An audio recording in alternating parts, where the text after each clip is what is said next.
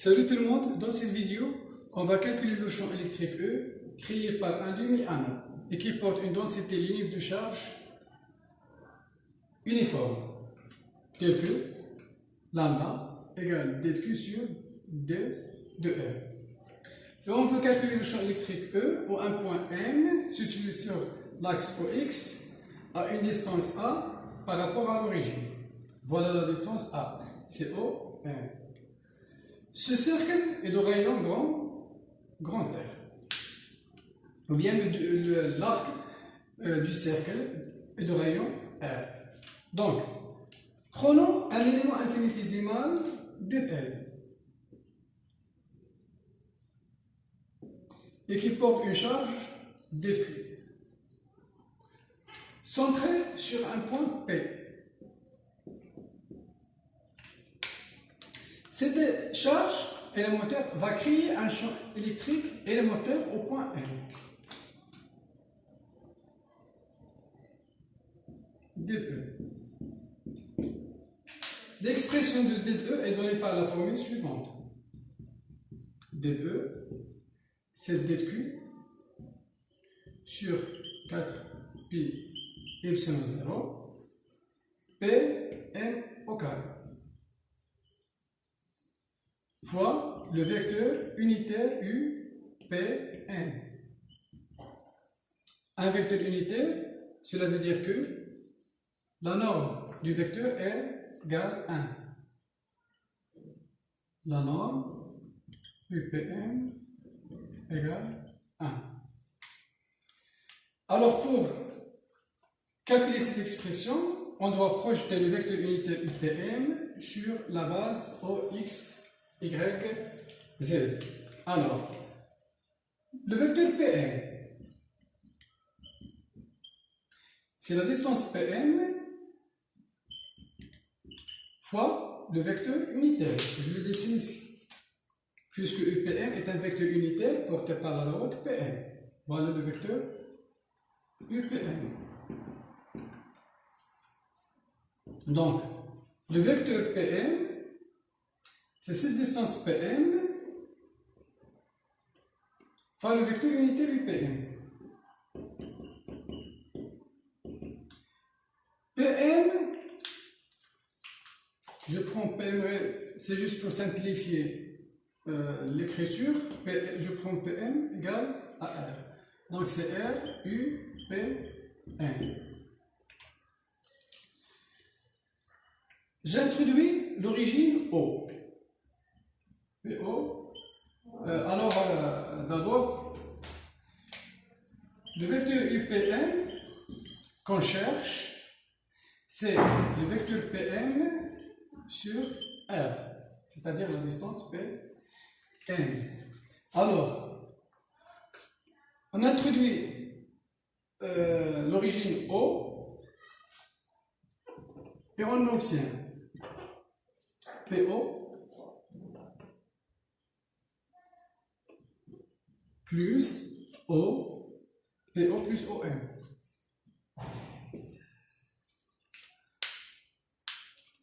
PO, voilà le vecteur PO. Donc, je prends un autre vecteur élémentaire, c'est-à-dire unitaire, UR. Porté par la droite OP. Donc, PO, à quoi égal? C'est la distance PO qui est égale R moins UR, puisque le vecteur PO et UR sont de sens opposé. Donc, PO, c'est moins R UR. Plus OM. OM, c'est A fois I, le vecteur unitaire de l'axe OX. C'est moins A, I. Ici, on a le vecteur unitaire I. Ici, c'est G. Et là, c'est K. Donc, il reste à exprimer UR dans la base O et JK. Alors, cet élément infinitésimal dl est délimité par un angle élémentaire dθ. Ici, c'est l'angle dθ. Et ici, on a l'angle θ, puisque la variation de θ, c'est dθ. Ici, c'est dθ. Et là, c'est dθ. C'est θ. On calcule l'angle θ à partir de l'origine au y. Donc, UR, le vecteur UR, je projette UR sur l'axe X, ça donne 0. Sur l'axe Y, c'est cos θ fois 1. Sur l'axe Z, c'est sinus θ. Faisons une projection du cercle sur le tableau. Je le redessine comme ça. Ici, on a Z,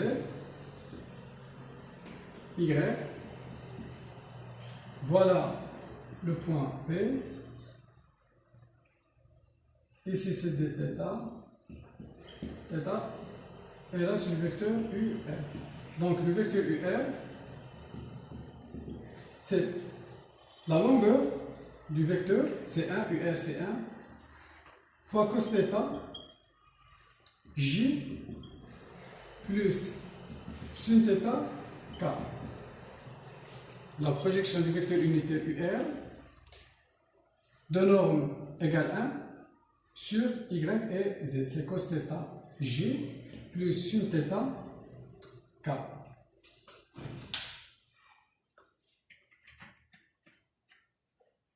Donc UR, le vecteur UR unitaire, c'est cos θ, J, plus sin θ, I.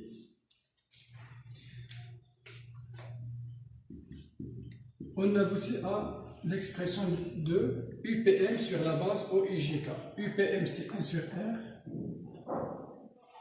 moins R UR. UR, c'est cos θ, J, plus sin θ, I, plus AI. Cos θ, J, plus sin θ, K. Ici, c'est cos θ, K. Donc, le vecteur UPM, c'est A sur R fois I.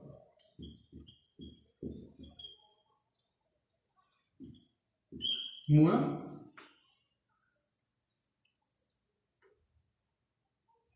R sur petit r cos θ J,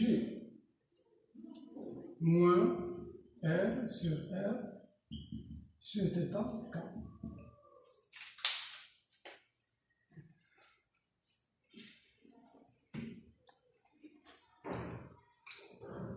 Alors, dE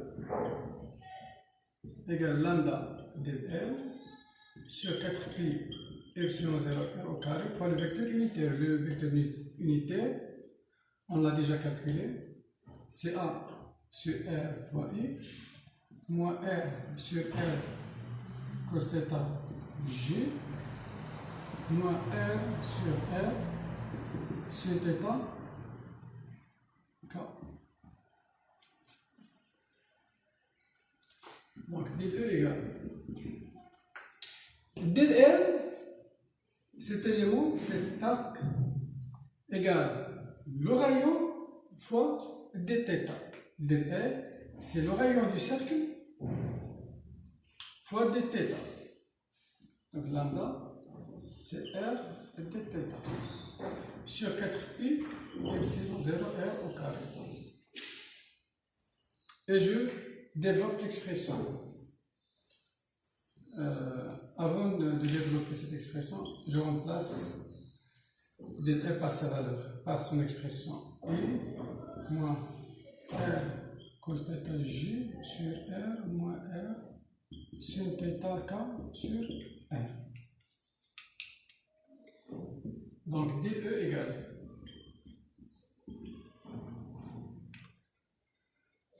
c'est lambda fois R fois A sur 4pi epsilon 0 R à la puissance 3 fois I dθ fois I moins lambda R au carré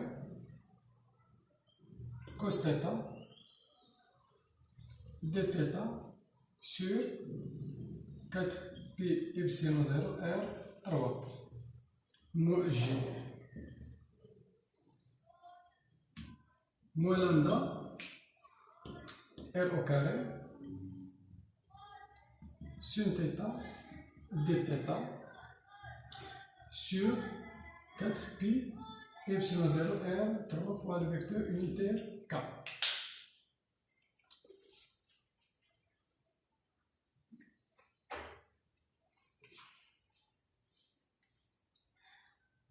Et j'intègre cette expression. Alors, θ, pour que le point P balaye le demi-anneau, il faut que θ varie de 0 jusqu'à pi. Donc, j'intègre cette expression. L'intégrale de dE, c'est E égale l'intégrale de dE. De 0 jusqu'à pi. Donc ici, je dois identifier les constantes. Lambda est une constante, puisque la distribution est uniforme. R, c'est le rayon de l'anneau, qui est une constante. A, c'est distance, A est constante. C'est une donnée. 4pi epsilon 0, vous savez qu'est-ce que c'est? R3, c'est distance R, même si P varie, cette distance R reste constante. D'accord? Puisque le plan OYZ est perpendiculaire à l'axe OX. Donc R, la distance R est constante. Même le point B change de position. Alors, R est une constante, A est une constante, R est une constante. Θ, c'est la variable. Lambda est une constante, ainsi que R. Alors, je fais sortir les constantes de l'intégrale. Donc, égal lambda RA sur 4pi epsilon 0 R3 l'intégrale de dθ fois I de 0 jusqu'à pi moins lambda R au carré sur 4pi epsilon 0 R3 l'intégrale de cos θ dθ j.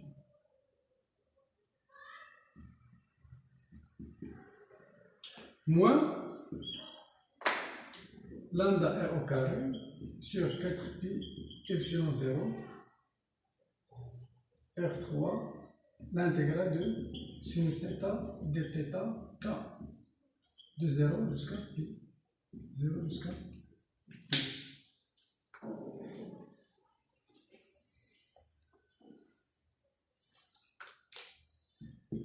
Calculons la première composante, c'est-à-dire la composante suivant l'axe OX. L'intégrale de dθ, c'est θ.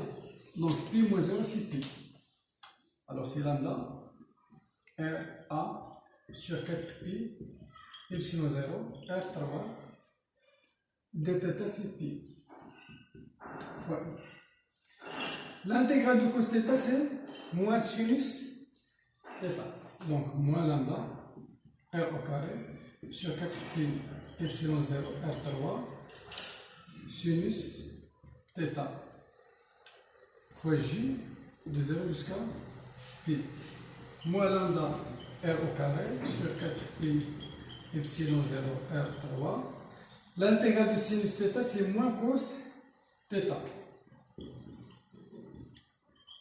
fois K de 0 jusqu'à pi.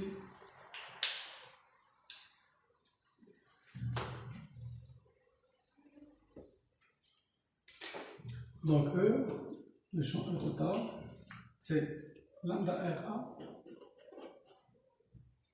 sur 4 pi epsilon 0 R3 fois pi fois E. Sinus de pi c'est 0, sinus de 0 c'est 0. Donc c'est plus 0 J. L'intégral moins cos pi c'est 1, puisque cos pi c'est moins 1, moins cos pi. Ou bien je fais surcir le signe moins. Donc cos pi c'est moins 1, cos 0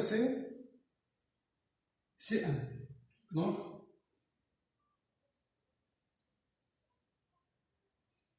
cos pi c'est moins 1. Ah voilà, d'accord. Donc moins 1 moins cos 0 c'est 1. Donc moins 2. Donc moins 2 lambda R au carré sur 4 pi epsilon 0 R 3 fois 4. Et on doit remplacer R par en fonction des données R et A. Donc je prends ici ce triangle OPM. C'est un triangle rectangle. Ceci c'est un angle pi demi. Donc R au carré c'est A au carré plus cette distance au carré, c'est R au carré.